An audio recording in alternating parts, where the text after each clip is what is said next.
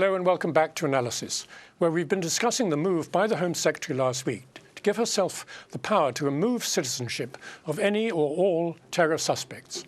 The amendment was placed in an effort to head off a rebellion by Conservative MPs over several other aspects of the government's immigration bill.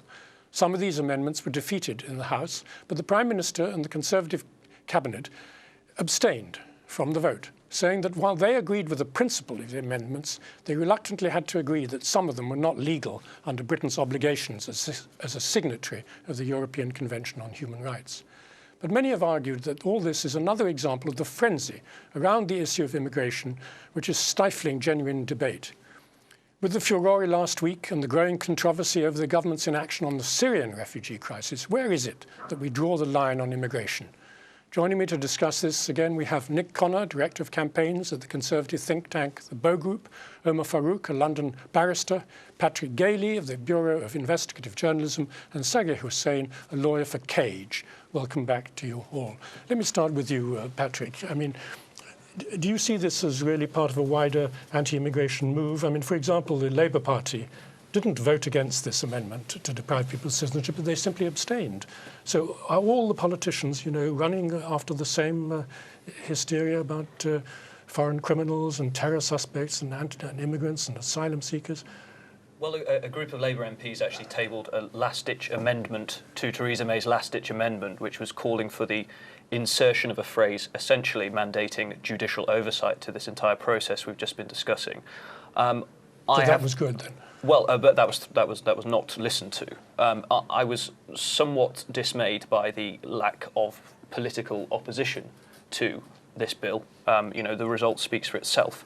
And actually, watching the debate in the chamber, you could tell perhaps that the war on words had been won already. It was agreed as a premise among MPs that the people who may potentially be rendered stateless under new legislation by the Home Secretary, it was agreed that they are criminals already. Yes. And it's an important differentiation to make because these people are not criminals. In fact, of the 41 who have had their citizenship stripped already under existing legislation, I have found one case of a person who has been convicted. So I think that's important to just park that and say, these are suspects. Let us not treat them as if they're criminals. But it does seem that political debate has already been won. Everyone wants to get rid of troublesome individuals who MPs would have you believe have been convicted of a crime when they've not. Yeah. Well, it's certainly been very successful over the last 10, 12 years to normalise that discussion. And if we've seen how much we moved from where previously it was inconceivable that you could have serious punishment or a sanction against an individual without going to court, without being convicted by a jury, as centuries-old British traditions. Now we have a normalisation of a debate amongst the parliamentarians and the media, whereby simply by being a suspect, it's accepted the person's almost guilty, and therefore it's okay to have a serious sanctions upon them, whether it's removing their passport or whether it's taking away their citizenship while they're abroad. And it's really unfortunate because what people need to recognise is that in the two of the cases that I personally know, people were bombed and killed, droned, after their citizenship were deprived. One other person, Mehdi Hashi, was actually kidnapped in Djibouti, then renditioned to the United States shortly after his citizenship was revoked. But these so we're not talking about attacked by drones. They were in Pakistan, or in Somalia. In Somalia, and Mehdi Hashi was in Djibouti, and where he was kidnapped and without any held in secret detention and without any due process, rendition to the United States shortly after his citizenship was revoked. So therefore the consequences are so severe, and for those punishments to be allowed merely on the basis of suspicion of a politicised Home Secretary, that's something that I think we have to need to fundamentally look at. How much reliance can we put on the judiciary, on the Supreme Court particularly, in overturning this legislation, saying it's simply unconstitutional? Well, I think to be fair to the Supreme Court and some of the senior judiciary, a lot of them have shown some robustness in challenging the decisions of the politicians. But nevertheless, they are human beings, they have careers, and as a well-known sort of, accepted that, there's only a certain amount of, let's say, opposition that the judiciary can amount to the government. But even then, full credit to them, the standing up for the rule of law, standing up against a sort of a very hostile executive who doesn't go with the whole, doesn't ignores the advice of security services, and very often uses it as a political football, because essentially what we're dealing with is the unpopular minority, and where most of the discussion is amongst the tabloids in a very right-wing atmosphere. And yet they have to be seen to, in every situation, they have to be standing up. And as we saw in Jeddah, the case of Jeddah, even when they rejected the Home Secretary had no moral compulsion about going through Parliament again and easily getting her law passed. And that's the point. Well, Nick Connor, let me come back to you. You were fairly sort of sanguine, as it were, almost optimistic, sort of saying that this law will probably be changed in the House of Lords and so on, and so we don't need to worry too much about it. Well, are we really able to rely on the House of Lords? I mean, are they somehow standing back from this anti-immigration frenzy? I think the benefit the House of Lords has, I think the House of Commons would also bring the amendment, would make changes. After the vote, there was a lot of particular Conservative members of Parliament who voted for it, in favour of it, but made the criticisms about the actual bill, what's in it, and said they're going to work to change it. Going up to the House of Lords, what you have there, you have experts. You have experts who are former judges or current judges, experts, former security services, people who actually know the area and know the law, and when they face things like this, which have massive holes in, I mean, it's not the case of a principle, it just wouldn't work. For example, if you made someone stateless, they won't be able to leave the country, and in real terms, they'll be ruined in Britain with no way of getting any food or benefits or any help at all. So that's a big problem, actual logistical problem with the bill, and these sort of things will be sorted out. I'm very confident. I mean, the problem is it should have been done before, and the reason why May's bringing this forward as alternative to RAB bill. Now, RAB's bill would said convicted criminals. RAB's bill would be dealt with convicted criminals who are foreign nationals being deported. Which most of them have been stopped at the courts because of right to family life. I think there's one case where a man raped his wife and then couldn't get deported because he said his wife lives in prison. So this is one of the reasons why the Home Secretary brought forward this bill, just so she looks tough, even though that she's pushing down probably a more workable bill. Well, let me just slightly widen the issue now to one that I discussed in introducing the second half, and that's the Syrian refugee issue. So we're talking now not about kicking people out, but not letting people in or letting a few people in. I mean, Omar Farouk, the government did back down in a sort of liberal or progressive direction, if you like, by saying they will now accept 500 refugees from Syria, the most vulnerable, they called it. I mean, do you think that was as a result of media pressure, in fact? I think it was a result of media pressure. It's a result of being realistic. There are other countries in Europe, I heard, and I don't know for sure, Germany taking thousands of people, and across the globe, and the Syrians are suffering. And the people that we're taking, I did reflect on it on a personal level. We're going to be taking 500 people and children, I think, cases of children who've been traumatized. So taking these 500 people who actually will require specialist care and so forth is going to have an impact on our resources. But I think in the tradition of helping refugees, Britain, Nelson Mandela, all the people across the world, some of the icons of the 20th century, when they were facing persecution, this is where they came. Gandhi and others, this is where they came. So in that tradition, I think it's excellent that, although the decision has come quite late, that we are taking 500. On a personal point of view, I would welcome to see more refugees being taken and helped, because people in Syria are really suffering.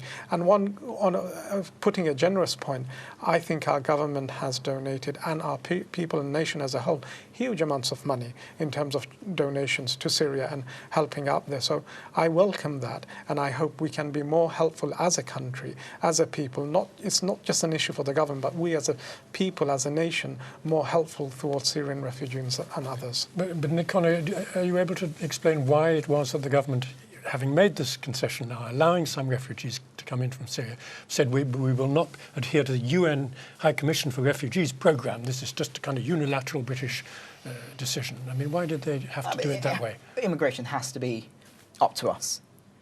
All forms of immigration. It can't be dictated from other nations, other organisations, quoting, telling you where to put it. It has to be from us. Now, I personally welcome the refugees, and I think this is a good start.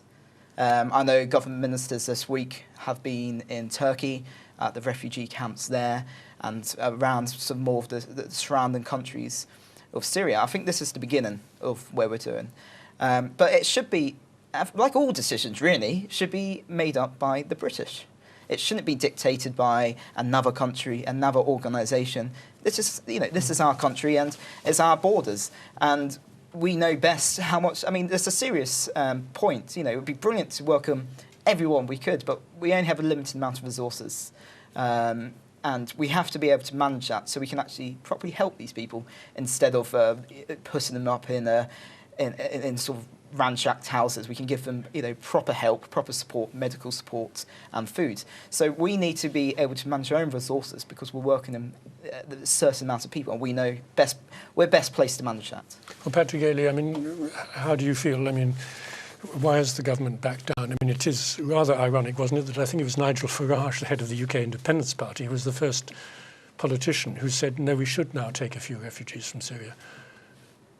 Yes, well, I mean, as it has been pointed out, Britain has been extremely generous in its contribution to the Syrian refugee problem. We are the second largest donor outside of the United States. But I do have a slight reticence about this. I think we're doing what rich countries do very well when there's humanitarian crises, which we sort of throw money at the problem.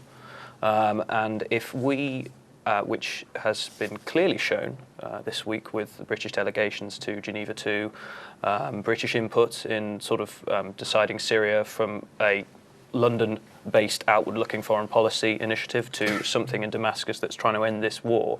If we believe that we have a stake in trying to see this awful thing through to a conclusion, then I believe the responsibility has to be borne closer to home.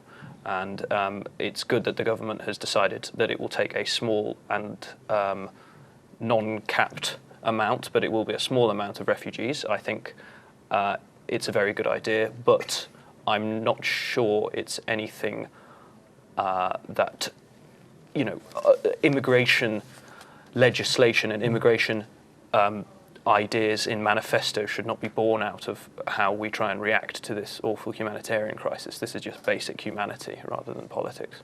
I say, adding 500 people to a population of 60 million is actually quite a token gesture, especially when you're considering that neighbouring countries are taking millions of refugees from a genuine humanitarian disaster. Now, this is a country which is a member of the Security Council. That brings enormous privileges and power to Britain. That is a point that the British government won't make to the British public because it wants to play the immigration card, but in reality it recognises that actually to retain that position at the United Nations, it's got to be acting not like Israel is, not be able to just throw people out of its borders, throw them in Lebanon. And this is why we're going back to the original point about stripping away citizenship. I believe there's going to be serious difficulties for this government to go along with that legislation fully because there are international obligations and treaties. And whereas Israel, an international pariah, can get away with it, Britain is a member of the Security Council, cannot be seen to be flouting international conventions and laws and still like to be at the top table, whether it's Geneva or whether it's New York, and behave as a sort of civilized nation. But do you, in other words, think that the opening the door to Syrian refugees, in terms of the public debate, shows that the thing is much more complex than the way the right-wing media sort of implies that every foreigner is a nuisance in some way? Well, I think that, to be fair, the right-wing media has been quite successful in turning the whole country into a very anti-immigration sort of mindset. And although it started originally about Muslims and the sphere of Islam and 9/11, etc., it's moved away now to non-Muslim immigrants generally. So I'm not sure how popular this is. I'm not sure how, I'm sorry to say this, but I'm not sure how many people in Britain really have the energy or the what's the word, altruism towards refugees, because the debate has been polluted really nastily over the last 10, 15 years. So this 500, it really doesn't really matter. It's a token gesture. I just wanted to come in there. I mean, we're talking about 500 and we're talking about immigration and so forth. But immigration, however and whatever number, has to be controlled. If one takes a bus, 10, 15 years ago, if I was taking a 25 bus from Whitechapel to Ilford, the bus was hardly full. Now, in the mornings, the bus is cringing. There are so many people in London. And sometimes it's not, myself on a personal level, I'm not against immigration as such. I don't have a sort of philosophical point of view on it. Humanism, you help people because they need the help, and refugees, you always help. But London is teeming with the number of people, and our public systems, transport systems, health and education, everything else. Everybody loves coming to here, whether it's from Europe or outside Europe. Something has to be done. So I don't know whether we struck the balance in terms of what is acceptable, what can we cope with.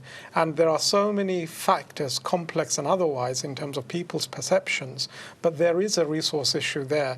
And I wish that this issue could be discussed devoid of political leanings and posturing, and actually looking at it, what is it that we as a country can cope with, and then making decisions as to whether we can take an X amount of refugees. I agree with my brother there that in terms of the UK and Britain getting away at the international level, which some other states can get away with, I don't think we'll be able to do that. And whatever gesture and however we do things and however we portray and take our decisions, everybody is going to be looking at us because we are supposed to be the mother of all democracies. Well, Nick, do you also take this view that we are teaming people and that's how we have to control them? I think, I wouldn't say we're teaming with people. I think Britain has always welcomed immigration, particularly those of refugees and people in need. And I definitely disagree that it's a token gesture, 500 people. As I said, I think it's a start.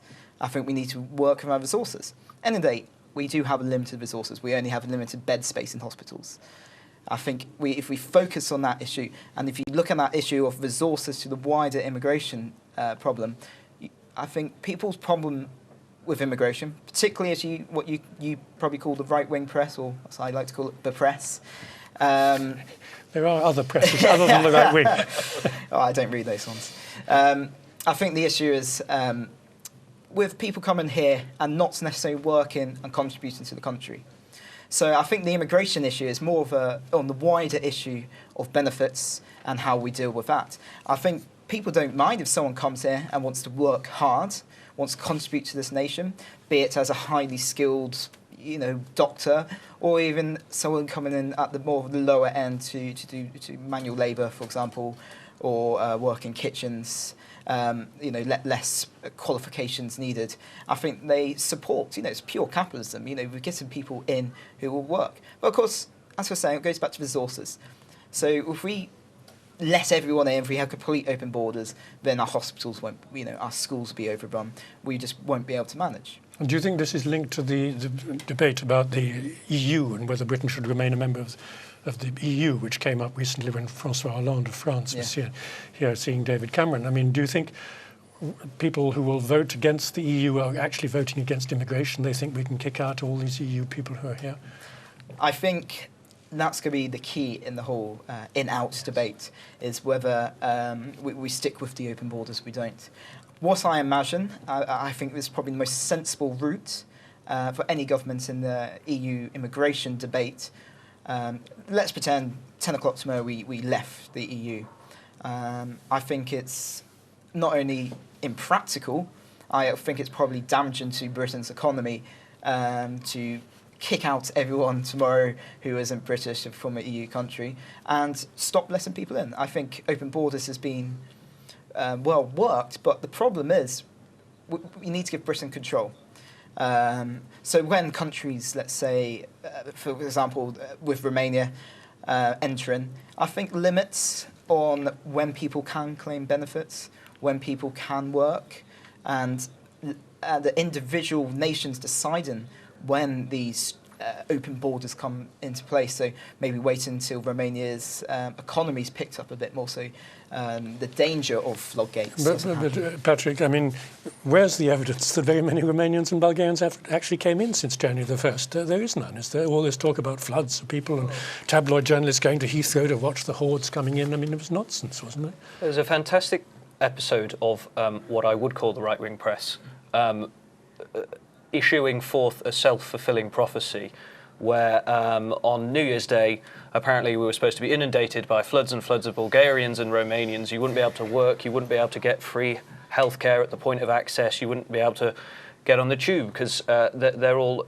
here either taking our jobs and or claiming benefits and doing that at the same time. There was a man who came over, he was interviewed, just basically doorstepped as he came off the plane, said, I want to come here to work. He found a job locally, I believe it was in a car wash.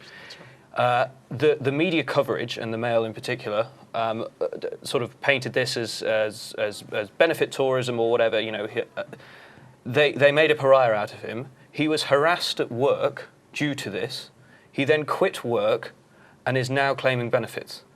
This is a man who came here to work and through demonisation via the media, he has now become what the Daily Mail said he ought to be. Now, I think there's arguments to be had either way, the benefits of economic migration, but let's not pretend that the recent debate that's gone on in Parliament or the recent political discourse over immigration in general, that is not really to do with the economic cost-benefit analyses that we should be doing. This is more to do with a fear of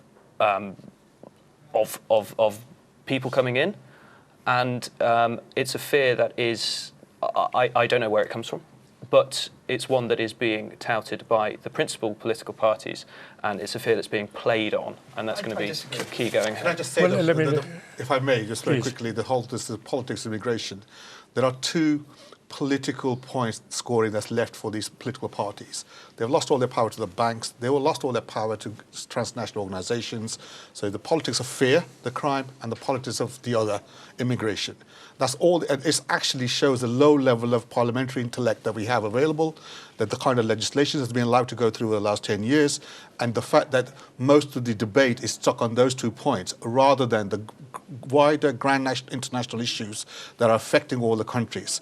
So we have, for example, we have these politicians who want to go around accepting the dominance of free markets. So going around lecturing third world countries to open their markets for their companies, for their technologies, because the free market is so wonderful. And yet when the third world countries, when they got excess labor, when they want to come here, suddenly the free market doesn't apply. It's total rubbish, bogus, prejudicial politics. On that very strong but controversial note, we'll have to end because our time has run out. Thank you very much indeed, Saguy Hussain, Patrick Gailey, Omar Farouk, and Nick Connor. And thank you, of course, for watching.